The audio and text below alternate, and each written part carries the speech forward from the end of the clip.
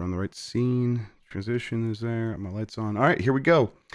In 5, 4, 3. Yummy like a gummy bear.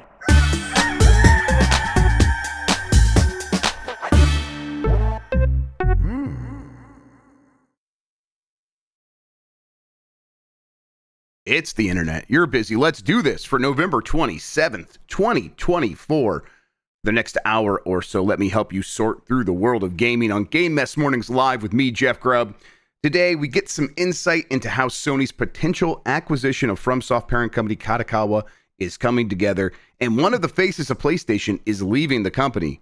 But first, please join me in welcoming today's co-host of Game Mess Mornings. It's Sean TurboShawn McDowell. Sean, how are you doing? Okay, let me see if I can channel my best Jan here. Yep. That's pretty good, actually. Yeah, I know why he does it now. If anyone's wondering, I did not forget about the audio version of the Bombcast. Adobe software decided to stop working on my computer yesterday. Oh, fun. And the only solution was to reinstall. Maybe their servers were hammered or something because of the Black Friday deal. Couldn't get that done until this morning. What? So, man, that's here we are. Adobe a company. Yeah, they suck. It's just a spattering of barely held together software. Yeah, what's that? At this point, it's on me. I need to switch over to like DaVinci Resolve and stuff like that ASAP. Yep. Like I just need to pull a trigger. Maybe I'll take one of these long weekends. Maybe after we get back, and I'll use that to learn some new tools. Yeah, DaVinci Resolve was the first time I tried to learn it. I struggled. This most recent time around feels like they have made things a lot easier, and cool. Now I'm just happy to be using that. Nice. As someone who used Premiere for a long time. Sure. Anyways, yes, the podcast is uploading as we speak, so that'll be rolling out right after this, everyone. First time I used Premiere must have been the year 2000 in high school. You know what I was doing in the year 2000? Well, please tell me. Enrolling in kindergarten, Jeff! Holy moly. Oh, jeez, crazy. You old bastard. Yeah. There's always Black Friday day sales on like stuff like, Sony Vegas. Yeah, is that what they have? Sony Vegas software and stuff like that? I've never used that. Yeah, I know some people swear by it, but it's the people who have been using it for a long time. So right. I think at this point it's best to just hop onto the newest thing if I'm going to learn something new, right? Oh, for sure. Yes. It's free, so I can't beat that.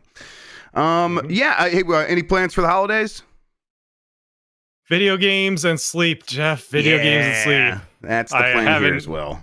Haven't had much time for either recently, so I'm gonna be laying in bed and doing one of those two things like all weekend when I'm not eating good food. So I'm looking forward to just taking some time off. Yeah, I'll be making a bunch of food tomorrow. Watch the Lions, play some games at some point. Maybe have sister-in-law over, something like that. Maybe try to get mother-in-law over here. We'll maybe play some games, Jackbox or something like that. We'll see. Hell yeah. Yeah, it'll be a good time. And then we got some plans over the weekend. We want to clean out this back room over here. It's got a bunch of stuff in it. A bunch of like Christmas presents for the kids are buried under a whole bunch of other things. So we're going to go through a bunch of stuff and try to get all that sorted. But outside of that, yes. Yeah. Lots of rest and video games. That's the plan. Awesome. Good to hear it. Yep. Hope everyone does have a happy Thanksgiving. If you are in America, elsewhere, I hope you, we said this on the other show. Hope you enjoy us being quiet for the next couple of days in America because we, won't have a show. This is the quietest part of the year for Americans. You won't have to hear from us. So I hope you enjoy that. All right. Let's explain what we do here. Most weekdays, I, Jeff Grubb, will help piece your gaming life back together. That includes breaking news and maybe even some of our own original reporting. For all these topics, I'll get the input of a bona fide expert who will make me look smart. If you are watching live on Twitch, welcome. You can always listen to the show later on podcast feeds by searching for Game Mess Mornings or find the RSS on giantbomb.com. You can also catch the show later with chapters and timestamps on YouTube. Hello, YouTube. All right, we have a lot to get into, so let's start the morning mess with more details about Sony's potential acquisition of Kadokawa. This is from Takashi Mochizuki at Bloomberg. Kadokawa Corp, publisher of everything from anime to manga to adult magazines, last week declared it had received a formal expression of interest from Sony. It was the latest development in a long-running back and forth between the two entertainment giants. They've been testing the waters for a potential combination for years, but never quite resolved differences over the degree of commitment. Tokyo-based Kadokawa wants its city neighbor to buy it entirely or not at all, while Sony has long sought to surgically extract assets related to anime and video games. The fact that the two are now at a formal stage of negotiations is very encouraging for a deal to get done. Both sides might actually be ready to get serious and thrash out a deal. There's more here. We'll get into more of it, but basically what this is saying is Sony and has maybe had long-term interest in Kadokawa for all the reasons that we talked about on the Bombcast, where it's like they own so many pieces of content, so many IP rights. I think the number is north of 100,000 in terms of the various copyrights that they have in anime-friendly fantasy and sci-fi novels and comics, as it says here.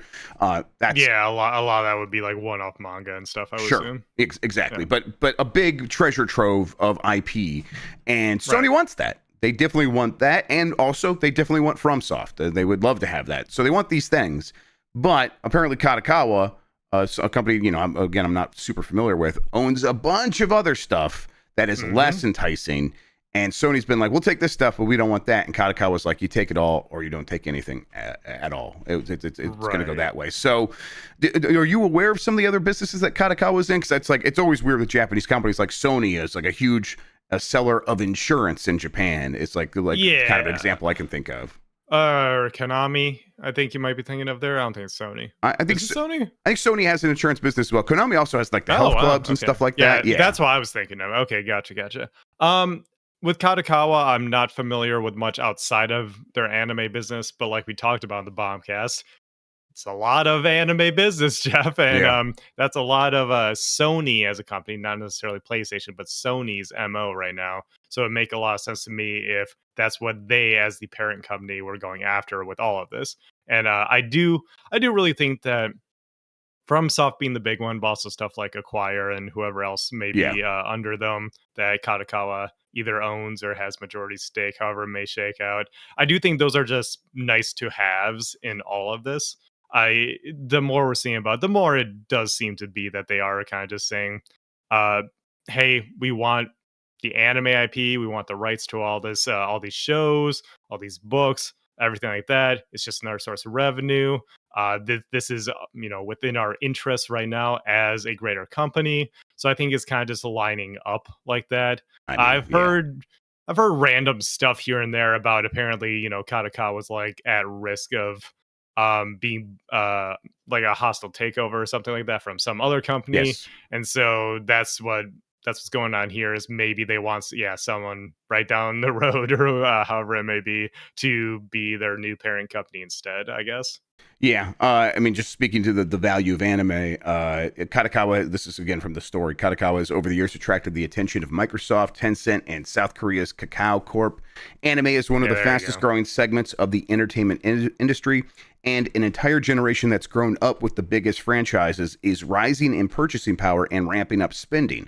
Japan's anime industry doubled in a decade to $19.5 billion by 2022, according to the Association of Japanese Animation. So, it was already a growing business. It's been growing very fast, and the expectation here is, look around. Kids are crazy about anime, and they're all getting older and getting more money, and they're going to have more money in the future, and they're going to want to spend it on this stuff. So the owner of this stuff is going to make out like a bandit. And that's the Sony wants to be in that position. And they've been doing that for a while. They've been, obviously acquiring more and more anime properties and anime services over the years. And then when it comes to, how would they benefit from that? Well, they can then turn those things into video games and into movies, and they can license the music, and they have all this stuff that they can take advantage of in a way that maybe Kadokawa could not. Exactly. Now, by the way, if this was the Bombcast, today's episode would be titled "The Value of Anime." Jeff, I just hope you know that. Of course. As far as like Kadokawa being a target for a hostile takeover, you're right about that as well, and the story kind of goes into that a little bit. It's basically saying that there's been several problems one after the other. The 81-year-old founder, Mr. Kadokawa, who was he left the company because he was caught up in a bribery scandal involving the Japanese Olympic Games that happened, and then over the summer, apparently there was a huge data breach, and the company was hacked and lost a lot of people's information, things like that. And so its stock price, which this is a publicly traded company, which is apparently pretty rare when it comes to one of these massive anime conglomerates in Japan. The other ones, again, according to the story, are privately owned. And whenever those owners get approached about acquisition, they dismiss it out of hand. They don't even ask about it, which apparently was what Kadokawa was doing before the owner left, or the CEO left. But now it is a publicly traded company. That makes it a target, and the stock price lowered because of all of these problems one after the other. And so Sony's in a position where it's like, maybe all those problems we had with acquiring this massive Kadokawa and all of the stuff that we don't want is a little bit less painful now because the price will be a little bit better. Now, of course, this news broke and the stock price is shot kind of right back up because everyone's like, oh, Sony might acquire it. Let's get in on that. So that has already maybe faded a little bit. But, again, the story kind of gets into this. It begins to make a lot of sense for Sony. Nothing like if they're looking to grow, there's not a lot of other acquisition targets out there that make more sense than this. And it seems likely that Sony will try to make it make sense. Yeah, because it just seems attracted to them in general for everything that they could acquire in getting this, all the different branches of Kadokawa. So I do think the acquisition makes a lot of sense for Sony. Yep. Definitely. As far as like the video game side of things, the one investor joked that Miyazaki alone could be worth at least a third of Kadokawa's market value, as he is capable of producing massive hits one after another. I know. I mean, look at what happened with Konami after Kojima left. That company was already not doing great with their public image. And then when, the guy who made their most popular series left, they really and truly became a joke. In part because he wasn't making, wasn't directing their games anymore. So, yeah, sometimes people do have that there. It's like with Miyamoto and Nintendo's. Well, what was Nintendo without Miyamoto look like? And we know that they're training up the next generation. Or at least a lot of these creators are trying to start doing that. But it's, just not going to be the same without their influence, without the guiding hand there. So I see what they're saying there, even if there are maybe a little tongue in cheek with that. Yeah, and Sony already has a pretty big investment in FromSoft. They are, while Kadokawa owns 66% of Sony, has a significant share as well. Not, obviously not more than a majority.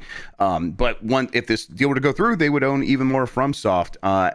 Obviously, the question a lot of people have is what happens then if this does go through. This is the big developer that a lot of people care about. Do the games go exclusive? I don't think so. It doesn't feel like the right fit for this because we are in an era of people finally realizing that the first party exclusive doesn't always make the most sense. It's especially in a situation like this where it is a company you're bringing in and they are so used to making games multi-platform. It doesn't necessarily make sense to artificially limit them if they already have the bandwidth to potentially put it out on other systems, because you're just taking a revenue stream away from yourself at that point. And in a world where these companies want all of the money, why would you not take all of the money? That's what I was saying with Call of Duty, and everyone was like, no, you spend all this money. This jackass on a podcast I listen to all the time kept saying, oh no, you don't spend all this money and not make your stuff exclusive. But guess what? They would rather have all of the money, Jeff. And we're just at that point where they are slowly just kind of ignoring the, frankly, toxic fanboy fan base and instead going for a thing that makes sense financially. And it clearly made sense for Call of Duty after Black Ops 6 has been such a massive success. It's like everyone at Microsoft, best of both worlds. Yeah, they got the Game Pass audience and they got the people on PlayStation paying full price, and it's a good game, so everyone's actually happy. So makes sense. And with this, like Tam said on the Bombcast yesterday, they'll run the numbers. If it makes sense, like if it would draw more people to PlayStation, they'll make it exclusive. And if they're like, no, we're just going to make so much more money just making sure it's everywhere, if if nothing else, just to like be able to say that it's everywhere and have it potentially on Switch and stuff too, in addition to Xbox, then they'll leave it multi-platform because that's what makes sense. Now, that being said, they could do anything. Of course, yeah. PlayStation's a little more willing to be stubborn with exclusivity and stuff like that because, like you said, that's kind of what the audience expects out of them. So I could see it going either way. I just think that we're slowly getting a little bit past that in a world where, even if not everything's coming to Xbox, you do have stuff like Lego Horizon on Switch because that made sense for that game with that audience, right? Yeah, and it's it doesn't feel like in line with this deal, right? Though, if this deal, the way that it's being described, Right. the way that like the motivations behind it for Sony of like, let's gather all of this IP and all of these important copyrights, and then let's take them and expand it in every direction we can so we can capitalize on it. And then it's like, except for FromSoft, that just goes on PlayStation. It doesn't really line up with their overall stated goal, and it also just doesn't feel like it's in line with the way the winds are blowing, even at Sony. So while think about the other companies, like what would they have Acquire's games be exclusive to PlayStation? Like Octopath Traveler 3 PS5 exclusive. That just seems like such a weird fit. It doesn't like make PC any sense as well, obviously. It doesn't make sense. Yeah. So I mean, while the audience might expect it, that doesn't seem to factor in as much as it maybe once did. I think they've spent the last several decades catering to that audience, waiting for that audience to like, okay, where's the next generation of people that are just like you? And it just hasn't manifested. And so like, okay, we got to go find them elsewhere. And that means putting the games elsewhere, or in as many places as possible. For the video version, I have the headlines hot and ready for you, Jeff. Oh yeah, let's do that right now. There we go, headlines. All right, let's move along then. PlayStation veteran Shuhei Yoshida to retire in January. This is from Christopher Dring at gi.biz. Shuhei Yoshida will retire from Sony Interactive Entertainment on January 15th of next year. Yoshida has held numerous leadership roles at PlayStation since he joined the team in 1993. His initial role involved working with publishers and developers in Japan to help them create titles for the first PlayStation console. He's probably best known for his time as president of Worldwide Studios, leading PlayStation's first-party development over a decade between 2008 to 2019. Since 2019, he has led PlayStation's relationship with indie studios as the head of PlayStation Indies. Speaking to the official PlayStation podcast, Yoshida recounted his early years as part of Ken Kutaragi's initial PlayStation team, where he talked about how he joined that team in 1993, which is more than 30 years ago. He has been there since the beginning. And that is essentially what he said when he was like asked about like, hey, what's going on here? It's like 30 years. PlayStation's in a great place. He's like, I'm old, dude. Give me a break. Yeah. He's like, it's 30 years. PlayStation's in a great place. I feel good about moving on. And so now feels like the right time to do so. Now, he does say moving on. He doesn't say retiring from the video game business. In fact, he explicitly said he wants to stay in video games. So what does that what does that look like? I don't know. He's probably not going to go work at Xbox, right? But I kind of doubt that. Yeah. But he probably could do whatever. Like he could start up his own company, just like consulting with indie studios that want to publish their games across a bunch of stuff. Like that's something he could easily do. So I don't know. I'd be interested to see what he does next. Either way, he's going to have a following because people just associate him so strongly and positively with PlayStation, right? I associate him as eating dinner in Greg Miller's kitchen. That's what I associate you with. By the way, when I told Mike about this news last night, I said she was leaving PlayStation. He's like, Dan, she was leaving PlayStation? Yeah. I thought you did that a while ago. Oh, Mikey.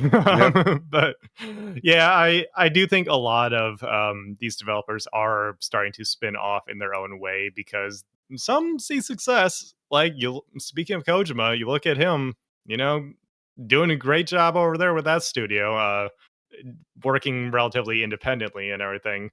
And we also see people like, who is it? Is it Itsuno, who left Capcom and now has his own thing going on.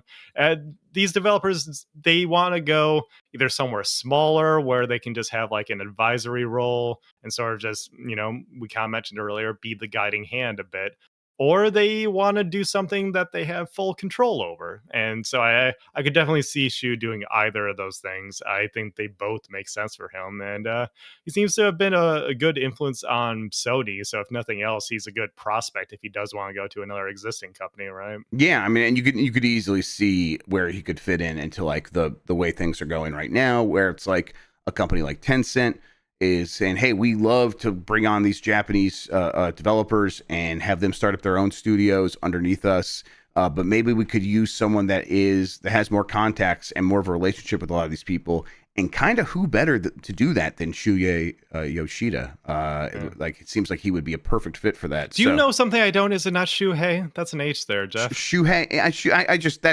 That's my garbled mouth. I just eat a lot of those letters. I was genuinely wondering if you knew something that no. I was wondering why. Okay. Yeah, Shuhei. It's just come Shuhei. Yeah, it's just like hey Shuhei. Yeah, but it's Shuhei. It's kind of like the H just gets silent in my mouth. That's just how I speak. Yeah. Okay, that's fair enough. I wasn't trying to pick on you. This morning. I'm like, I can feel myself doing it too. I'm like, that's how I talk. That's just how it's gonna be.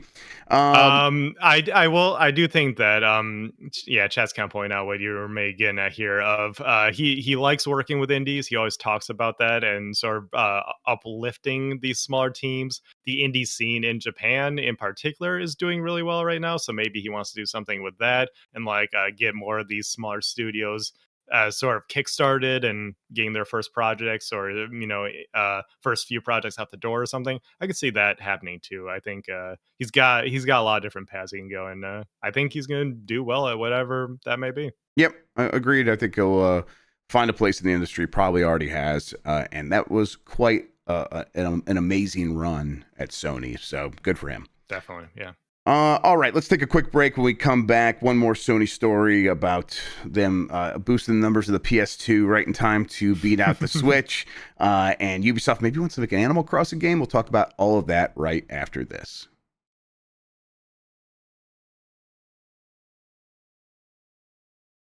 All right, we're back. Let's get right back into it. Sony website chronicles 30 years of PlayStation and says the PS2 has sold 160 million units. This is from Tom Ivan at VGC. Sony has updated PlayStation's website with a timeline chronicling 30 years of the iconic gaming brand, featuring a host of images, videos, and stats. The update has launched ahead of PlayStation's 30th anniversary on December 3rd, 2024. Notably, it states that 160 million PS2 consoles have been sold worldwide since its launch in 2000. This is the same sales figure mentioned in March by a former Sony Interactive Entertainment CEO, Jim Ryan, during an official PlayStation podcast released to coincide with his retirement. However, it appears to be the first time the figure has been published on an official PlayStation website. So up until now, it's been 155 million. That was the last number from the last public reporting, but it was before they stopped selling PS2s. And a lot of people who were paying attention to this stuff at the time were like, no, they kept selling PS2s after this. There were lots in the supply chain for many, many months. And because they moved on to PS3, they weren't talking about it. But it's probably 160 million. And here we have it. It turns out, yes, it was indeed 160 million. And that kind of does put it actually pretty significantly far ahead of like where the Switch is at right now. And the Switch is still behind the PlayStation 2 and the DS, I think. And yeah, I'm trying to remember exactly how it breaks down. I think it's 160 million. PS2, DS, then Wii, and they are now ahead of Wii. They're ahead of Wii, yes. And so I think the DS was like 152 million, 150-ish million. So it was always it was just shy of the PS2. Yeah, right. DS is it's like 150 million. Says Michael O'Leary. Yes. And then the Switch is at like 145 million or something like that. So really? I haven't really been keeping track of the number. It was like 125 last I remember. Yeah, but... it's like the last number was like 146, I think, or something like that. Maybe 142 in the 140s. I'm pretty sure it's that last number. And it's like, okay, yeah, it's gonna be close. It's gonna be close, especially because things are slowing down. And when the Switch 2 comes out, it's very likely that the Switch 1 sales actually will kind of fall off a cliff. Because a lot of the audience will just move on very quickly. It is 146 million. All right. They could fire sale the lights like they did with the 2DS in the 3DS era. So the Pokemon games probably will be cross-gen for a little bit. That is what they traditionally do. So Pokemon is an interesting one. ZA is slated for the Switch as we know it right now, the Switch 1, and Game Freak does not put the next generation on new hardware. Right. So we're assuming that the next generation of Pokemon is coming out in 2026.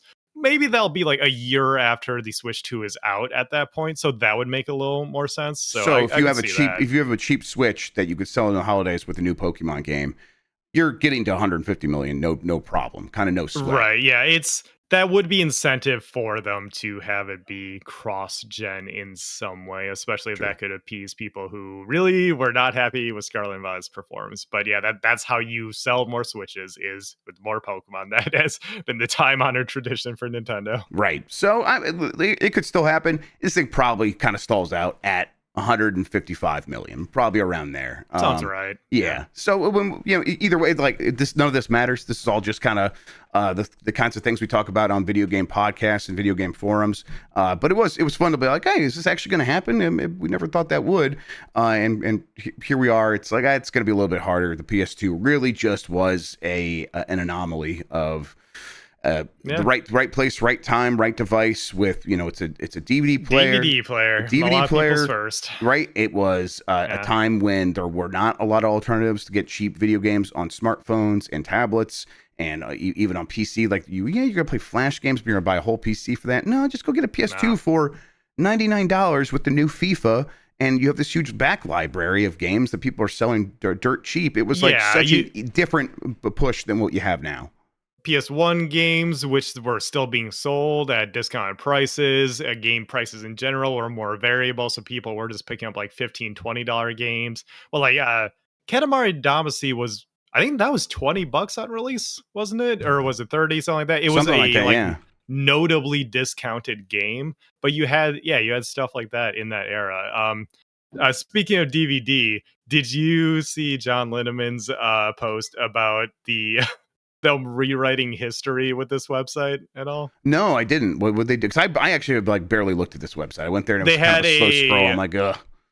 They had a minor blunder where they said, the PS2 was one of the first things that played DVDs in like everyone's homes, and they show a PS2 with the blue disc in.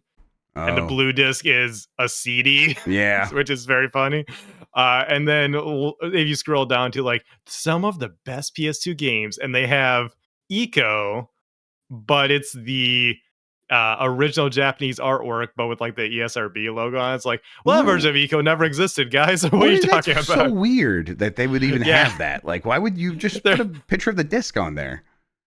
Because that probably also had that terrible CGI render on it of the dude that we got over here. So it's a little funny how they've stretched a couple things on that website. Yeah, hey, this is also part of their 30th anniversary thing, though. So there's been rumors that they would have some things to announce. I'm trying to remember exactly what was it, like new controllers or something like that, beyond like obviously the 30th anniversary PlayStation controllers. There was some rumors that there's some things still coming, which is one of the reasons people believe that we're going to get a state of play, which again I have not heard about.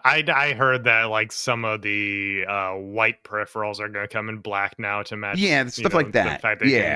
There's small stuff like that I've heard. Have you got any of the 30th anniversary stuff? I know obviously none of us got the Pro here. But... I just wanted the Pro, and when I couldn't get that, I was like, I don't want any of this. Now I come like the controller looks really nice. I just didn't need another controller. So I'm at the point where since I'm kind of looking at buying a PS5 since I don't have one, I'm almost thinking like if they restock the Slim, maybe even I'll just pick up that. Yeah, because the Slim is nice. The Slim is like really it. Nice looking. Yes.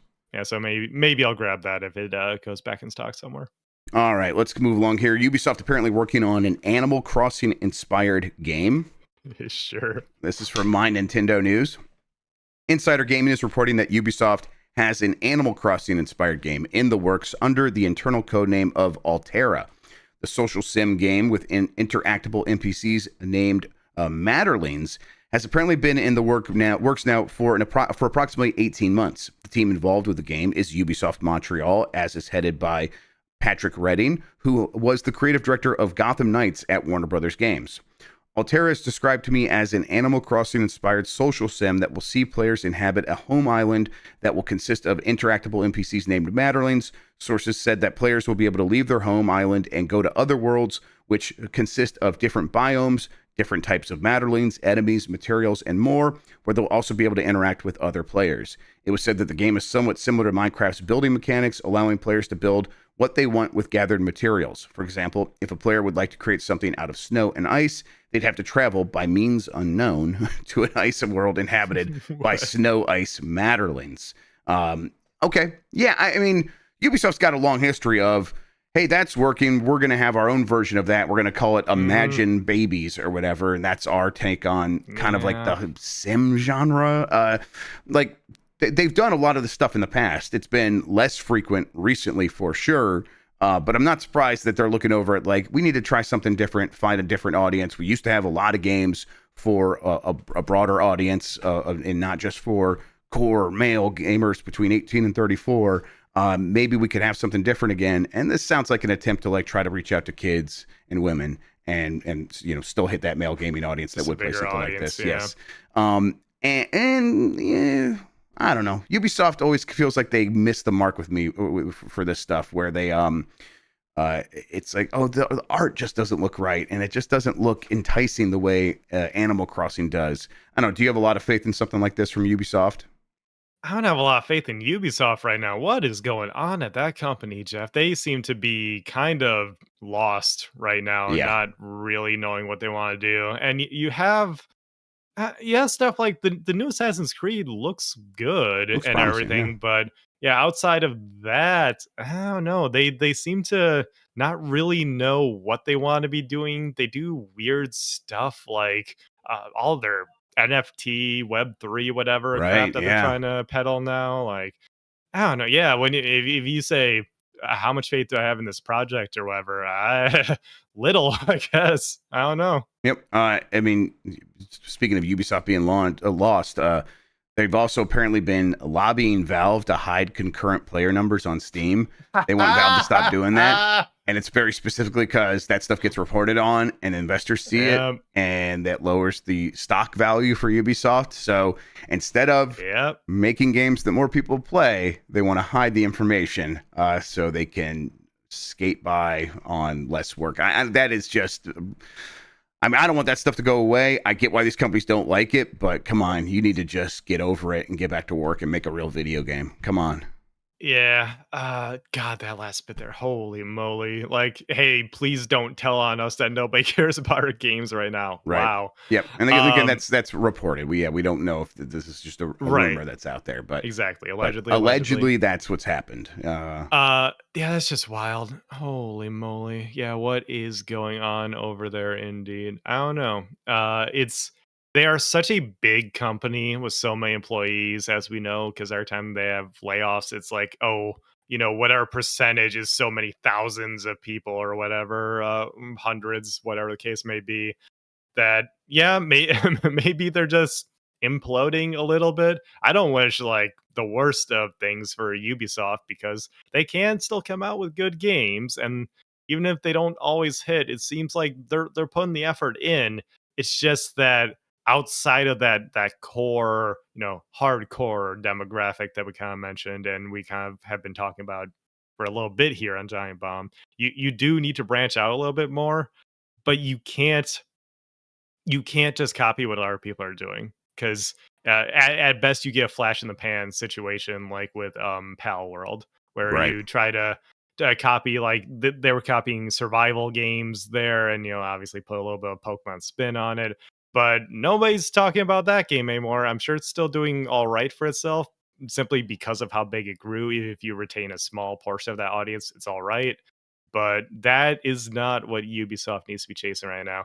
And I don't have the answer of what they do need to be doing, but this doesn't feel like it's it, Yeah, I mean, Ubisoft seemed to be at its best when it had both a lot of different games that it could make for something like the DS, and then at the same time it was beginning to be at the forefront of pushing big open world games, and it was the best at that. It was, or at least it was the best at like iterating on that more quickly than anyone else, and so it felt like it was at the forefront of something. And that, made it appealing in a way that a lot of other companies weren't. And that stuff just became so routine because it felt like they had to build a formula to follow. Otherwise, making a sequel every year wouldn't make sense. And now here they are because they've not been able to sort of break out of that thinking, and they are no longer at the forefront of any genre, really. So, I think they occasionally make some really good games. I think they more frequently make stuff that is very mediocre and easy to ignore.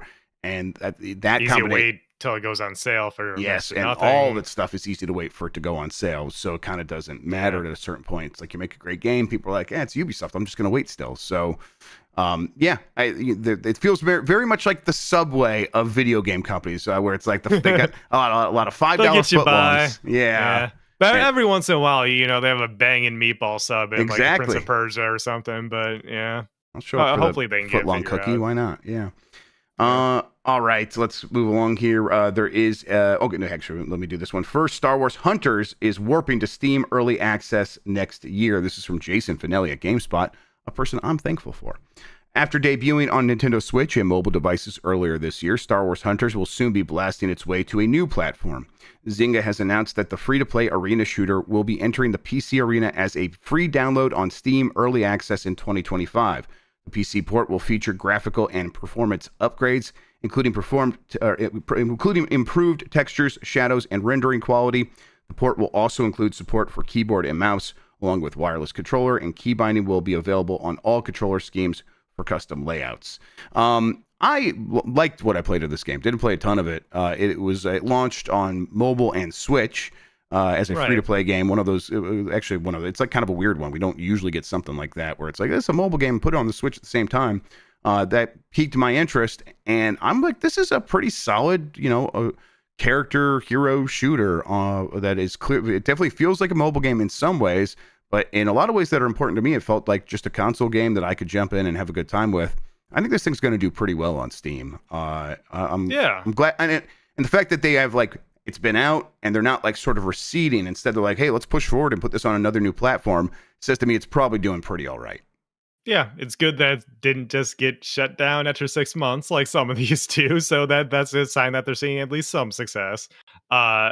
Steam is kind of the place to be for free-to-play games, I would say, where especially on PC platform. But I think people are so willing, because so seamless, to just download something, try it out. If it doesn't click with you, what's the worst case scenario? You just delete it right away. It is a little mobile-esque in that way, I suppose. So I think it's a good fit, and it's good to see them expanding this. Because let's see, it's maybe I missed it. Is it like full crossplay between all the different platforms? I think so. I think it was crossplay between Switch and mobile. I would assume so.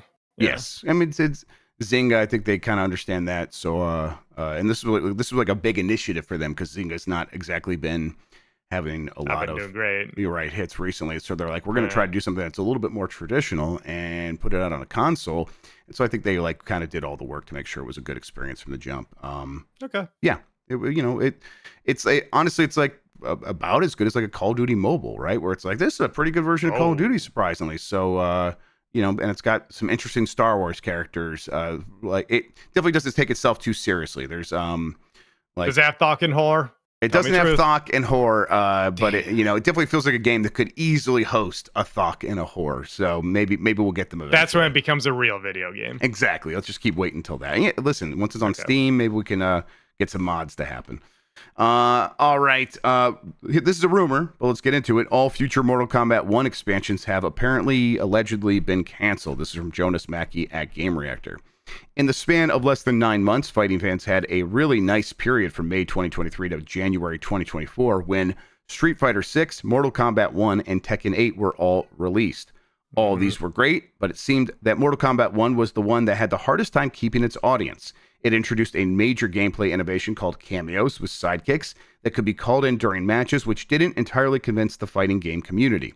Now, a well-known Mortal Kombat leaker with a proven track record, Fate Unknown, reports that the Chaos Reigns expansion, which featured a new campaign, classic characters, and guest characters from the likes of Ghostface and T-1000, has been a commercial disappointment for NetherRealm Studios and Warner. Although it's not proof, it seems to be true considering that it can already be bought for half price during the Black Friday sales, and measly 2 months or after its release.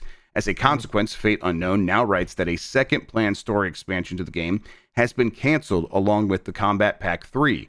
He does, however, write that any finished content may still be released, but he is not sure about that. I see. How's that sound to you as someone who might be a little bit more tapped into this fighting game scene? I know that Mortal Kombat 1 was one that's like, fans aren't super happy with this one. Right. And it's because of a variety of things. People have not felt great about Mortal Kombat for, it feels like a long time, but really it's just the past 2 entries. People did not like 11 at all. And then one sort of it kind of caught some strays because of that, even though it was doing some things much better. One of those situations where like the next game pays a little bit for the last game. Right, exactly. And especially with how much people loved MK9 and MKX, 11 being such a disappointment in the eyes of a lot of people was kind of a tough pill to swallow. And so with 1, I think people are just like, well, NetherRealm lost it. They don't have it anymore. Even though when people actually picked up and played 1, they were having a lot of fun with it. But I think there's been some issues with like balancing and gameplay decisions. And also some people just not liking the cameo system because it made it like vaguely tag based in a way. Well, as you know, you played it. You played some of it on the site here. Yep. And some people really liked it. Some people really didn't. And having kind of a divisive game when you already weren't in great public opinion, I think it didn't really do the game any favors. Now, that being said, let's see. When did 1 come out? It was 2 falls ago now, I think. Because they are, rumor has it, maybe it came out a little earlier than it should have. Right. So, I think 2023. So it was September 2023. So it's 2023. It was last year, really? Yeah, I was concerned because I feel like not this last Summer Game Fest, but the Summer Game Fest before that. I remember playing it. Yeah, maybe it's because of the lead up's been a bit. But I don't know. It's a weird one, and I guess if the numbers are what people are looking at, maybe that lines up. Yes. Yeah, I mean, it's hard to keep an audience's attention anyhow, and then it's even harder to get them to then spend more money. But they have to kind of be in like a really good mood with the game to want to do that. So maybe the best, course of action in a situation like this is take those resources and get to work on the next one and hope to like reset the feelings toward the game. Mortal Kombat 1 sold a ton of copies. Because it's Mortal Kombat. That's what it does. It's always sells. Yeah, I mean, that's the big thing at the end of the day. NetherRealm's games always sell, so it almost doesn't matter if they are choosing to move on to the next one. I think 11's like content and stuff like its additional content did make a lot of money. And maybe 10, or X maybe even more. But 11 also made a lot. So I think they're like looking at that and being like, we're making less from the DLC and the extra content on this than we did on the last game. So what's happening here? But it just feels like that audience has more options. They tuned out. The fighting game community always coalesces, and as much as Mortal Kombat is its own thing, I think people are feeling more comfortable than ever from jumping from one fighting game to the other, especially when the community is all excited about what's happening in like Street Fighter or whatever. Yeah, that's what's great about fighting games right now is we really do have a rising tide where if the fighting game series that you like isn't really hitting with you right now, you can always go play something else, and maybe you come back when the next entry in your series comes out. Maybe you like that one a little bit more. It's like I think Mortal Kombat has kind of what Guilty Gear is getting right now. Because when I talk about people not really liking Mortal Kombat, I am talking about the maybe even like the mid-tier audience, the people who are enthusiastic about it, because the casuals really have liked the past couple of games because of a lot of the content in it, the story modes and whatnot. And then the pro audience has been mixed. I think no one's really loved the series since maybe even 9. Like a lot of people liked X though. And with Guilty Gear, they're going through it where they changed a lot of things to pull in the casual audience. And that kind of backfired with the hardcore audience. But if you're selling a lot of copies, it kind of doesn't matter.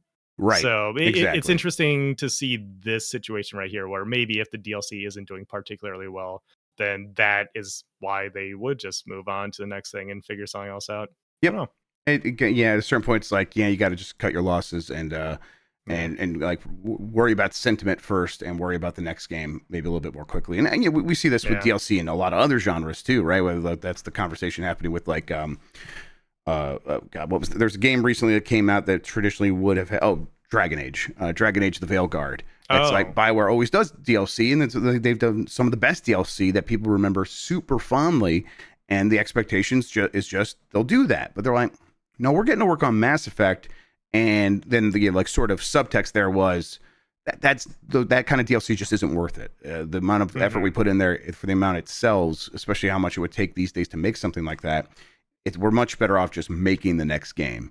And I Mortal Kombat is going to be a different case because they are going to have they had like gold packs or whatever you could buy. I never really paid too much attention to how it worked. There's a lot of microtransactions in the games now. And those microtransactions definitely would justify continuing to work on that stuff if people were buying them. But if they're not, then it's like you switch right back into that mode of let's go make the next game. Yeah, like I said, kind of just cut your losses right there. So yeah. Balatro is a game that does not need to cut its losses because it has reportedly made over $4 million on mobile since its release. This is from Jordan Midler at VGC. Oh, just on mobile? Just on mobile since its release. Balatro has reportedly generated almost $4.4 million in revenue on mobile since its release earlier this year. As reported by Pocket Gamer, information provided by App Magic claims that the game saw a sharp increase in revenue on November 18th. You know what happened that day? It got nominated for the Game Awards at the Game of the Year category. There's a chart where it shows like, it's like making a lot of money, but a little bit less every week or something like that. And then on November 18th, it just like quadruples, quintuples or something like that from the day before or the week before. I wasn't exactly sure how the chart was laid out, but it was like November 18th. It had a huge success. It's like, oh yeah, the Game Awards is that kind of thing these days where if you are... people are going to be like, what? Wait, a card game? What are you talking about? And then they're going to go see everyone talking about it. Be like, all right, I'll try it myself. And then, of course, that just sort of builds on it. So it has a knock-on effect where the next person that they talk to is like, wait, why are you playing this? And I definitely have played Balatro in public on my phone and had people like sort of be like, wait, what is that? That looks very, very enticing. It's just one of those games, right? So yeah, very visually striking. The whole Game Awards thing, though, I was talking to some friends while we were at Dave and Buster's the other night. And they're the normier friends that I talk about, so they don't necessarily know or are following a lot of this stuff. And so they did ask me like, so what does the Game Awards do for someone? Like, why would you want to be a part of it? I'm like, well, recognition and awareness, I suppose. And they didn't quite grasp that, and I had to explain a little bit. But something like this, perfect example of why, hey, it's just nice to be nominated. If nothing else, because we're gonna sell a lot because we got nominated. Yep. It's like slap that on a box, you can slap that on an ad, and suddenly people take more notice. Right. And it's like, I in my heart of hearts, I don't care too much about the Game Awards and who wins and all this stuff, but it's clearly been something that people have decided this does matter, because if a game gets nominated, it's important, and I'm going to go buy it.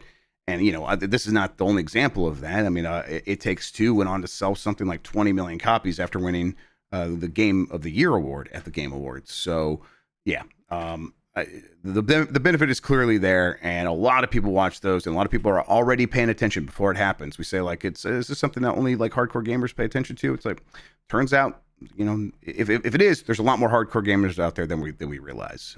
So yeah, and that's something that is sort of a running story of me and Mike talking about stuff like performance modes in video games and stuff, like how many people are really paying attention to this, and stuff like the way Sony has talked about the PS5 Pro is indicating that maybe there's more quote hardcore gamers than ever before. Maybe that audience is just expanding. If nothing else, like kids are going from mobile gaming kind of like going to PC gaming nowadays, because they want to do what their favorite streamer or whatever is doing. And so I do think that audience is expanding, and that audience is going to take more note of things like this, such as the Game Awards and whatnot. Last couple of quick stories. Sega Genesis, Nintendo Switch Online, the Nintendo Switch Online, Sega Genesis, thing where you can download the games and play them on your Switch, has added 3 games: Mercs, ToeJam and Earl, In Panic on Funkotron, and Vectorman. Sure. I'm just. It's just nice to see new Genesis games added at a certain point. Something that has not happened in, I believe it was like 17 months or something like that. So, Good lord. yep. Yeah, these. How do you feel about these services, Jeff? All these NSO stuff. I mean, I have a vague positivity towards them, but I don't use them as frequently as like my feelings toward them would suggest that I would. Right. Let's I guess it's more like I'm glad they're there, and I'm glad they give me a reason to think about these games and talk about them on the shows and stuff like that. But I don't usually end up playing any of them. Yeah, that's how I feel, because if nothing else, we have so many other ways to play these games that I kind of just see them as, well, for the people who aren't going to go out of their way to play these games in whatever way. It is nice that they're there, that they're accessible to people, because you always want games to be accessible. Right, exactly. When we talk about preservation and whatnot in the many forms it takes, that's what we're looking at. And I suppose this is a weird way to look at it, but this is a preservation It's of something. a sort, so Yep, it's better than nothing. Well, I mean, it's kind of thing where it's like where we do the Game Mess Game Club over in Game Mess, and it's the game's on Nintendo Switch Online. It's like, well, it's easy to get in there. Easy to get in there. Now, we know everyone can at least access it in a way that they probably have Nintendo Switch Online. Why wouldn't they just all go hop on there? I just wish that the output would be more, because of course it's just ROMs in an emulator. They could be putting these out so much faster. I don't know if it is they don't want to put the legwork in to do the licensing or whatever, or whatever the case may be. I just think they should really pick it up. They're probably not going to, but it would be nice if they did. Yep. Finally, Dino Crisis and I believe Resident Evil Director's Cut, which were games that were included in PlayStation Plus Classics in the premium tier, like as something you could go and get on the service, but you could not buy them separately. You can now buy them separately. So a little bit of a PSA. I think Eurogamer spotted that. Both games are available to buy for £8. So I don't know how much, $10 probably or something like that. Yeah, I'd assume $10. Yep. Hey, cool, good. A lot of the other games already had this, so these were weird exceptions, and no one really knew what was going on. Must have just been some issue with like an agreement somewhere, and Capcom's like, oh, we'll sign that paperwork eventually, and maybe now it's all good. So probably it's some small thing like that. Yeah. Now, but now, hey, people that want to have their collection on their system and own these games or own them as much as you can own anything, you have that option now. So fantastic. Yeah. And if nothing else, because these are, modern PlayStation apps, they will carry forward to whatever the next PlayStation is. So you don't have to worry about them necessarily disappearing overnight, like say a PS3 to PS4 transition. So that's cool. That's right. All right. Let's get to the poll question. Before we do that, though, something I am thankful for is Steve Kim sent me this Blight Club jacket. And it is the Batman, like 66, 64, whatever, the classic Batman logo. But it's background, and it says Blight Club across the front, and it's embroidered. And it is awesome, Steve. It's so awesome that I've barely been able to wear it, because my wife took it. She's wearing it all the time now. She wore it to the store. Oh, look at that. Yeah, she wore it to the store. She says it's so cozy, and she likes the logo a lot. I'm very excited about this. So thank you so much, Steve. I see Steve's in the chat this morning, so shouts to him. Yeah, absolutely. Shouts to you, Steve. Thank you so much. This is very cool. And you know what? Thanks to the wife for repping Blight Club out in public. That's nice Hell too. yeah. All right, poll question. Let me get that here. There we go. All right. Does a new portable PlayStation need to be able to play all PS5 games natively? Yes. No, but it needs to support most. No, I'm okay if it's a completely separate library. I think I'm in the middle here. No, but it needs to support most. If there's like a couple of exceptions, I think I would still be fine. But most people think it needs to support the entire PS5 library. That's 64% of respondents. Then 20% is with me there in the middle, says no, but it needs to support most. And 16% say no, I'm okay if it's a completely separate library. I mean, chances are if they do something like this and they're taking all the time that they're reportedly going to take, Sean, it is so it can just be a portable PS5, although you and I both know how difficult that's going to be for them to pull off. Right, and we do get really into the weeds on that on the Bombcast if you want more info. But I guess I'm curious, when you asked this question, were you like assuming that, okay, they're putting out something that theoretically is a portable PS5? Are we like assuming that there's going to be cuts to it because it can't run certain games? Is that kind of what you were getting at there? Yeah, it's like, you're right, that there could be a situation where it's like, this is like, there's a possibility that, yeah, a lot of the PS5 games will just work. But here's one for this reason that doesn't actually, especially like a third-party game or something like that. Yeah. Right, like or even like something. Well, yeah, like Dragon's Dogma 2 doesn't run because it's gonna make your handheld explode or something. Exactly. And there's a handful, like Alan Wake 2, like uses that new rendering tech that's leaving my brain right now. It's like, that should just be in there. It should just work, but mesh shaders. Yeah, mesh shaders, right? That's probably gonna work, but maybe something along those lines. Again, the most likely situation here is, and this is because this is a business thing as much as it is a presenting it to the public reason.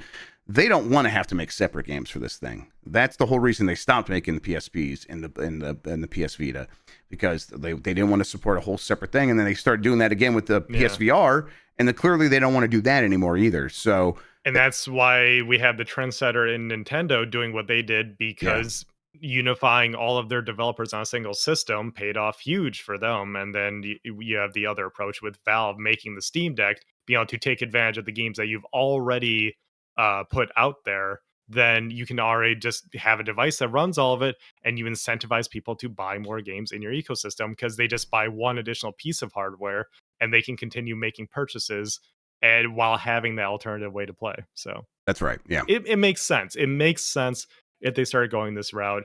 Like, Xbox said that they would, that the way that Nintendo has and these various PC manufacturers are doing. Yeah, I think it makes a lot of sense.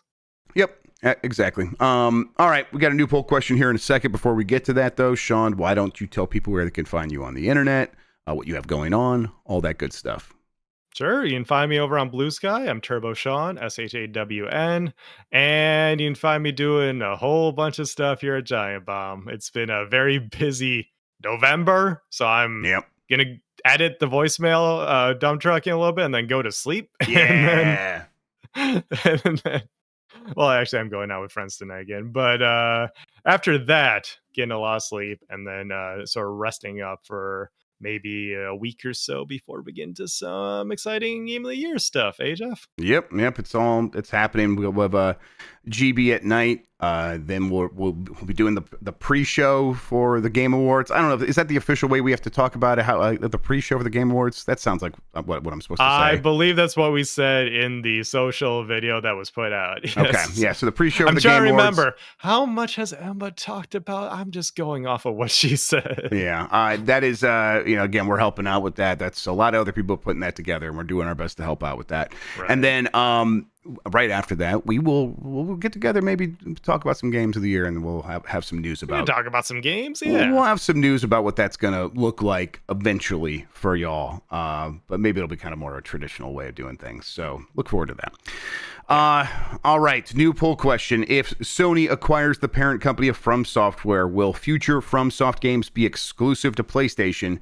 Yes or no? As always, interpret that how you want. If exclusive just means, well, of course it's still coming to PC but not Xbox. Yes or no? You answer that how you want. We'll get their answer. Yeah, like everything PlayStation does comes to PC. Yeah, so, right. Yeah, so just build that in. Exclusive, maybe. Yeah, exactly. We'll get the results of that and talk about it after this long holiday break for us here in America. Again, Thanksgiving's tomorrow. We're gonna go enjoy ourselves, get some rest, come back refreshed and ready to talk about everything. Any last thing you want to mention, Sean? One last thing you're thankful for?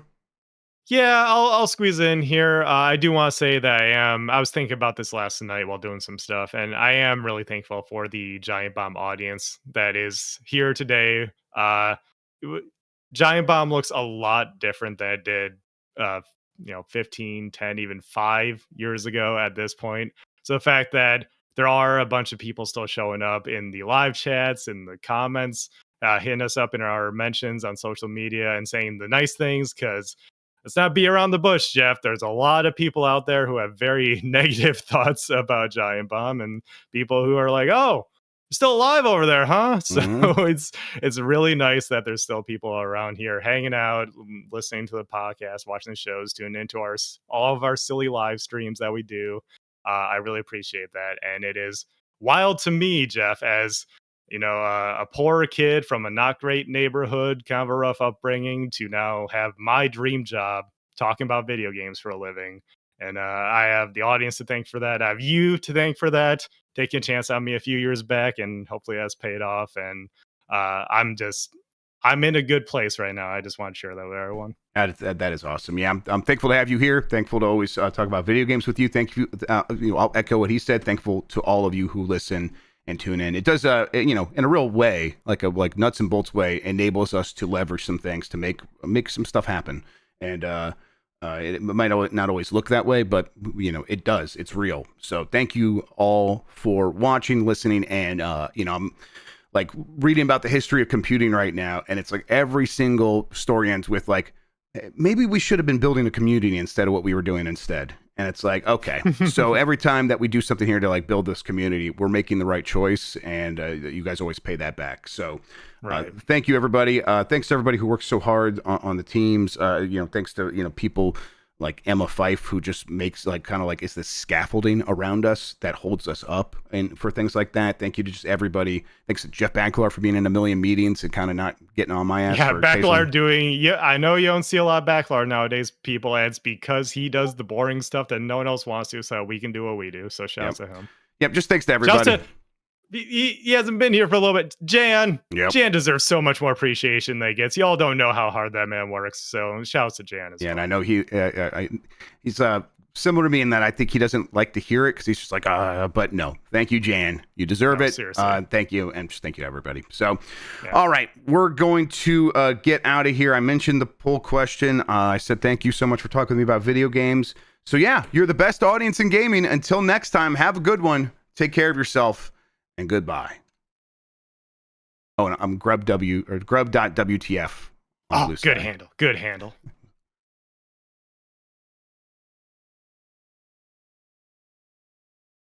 All right. Off of YouTube, still hot on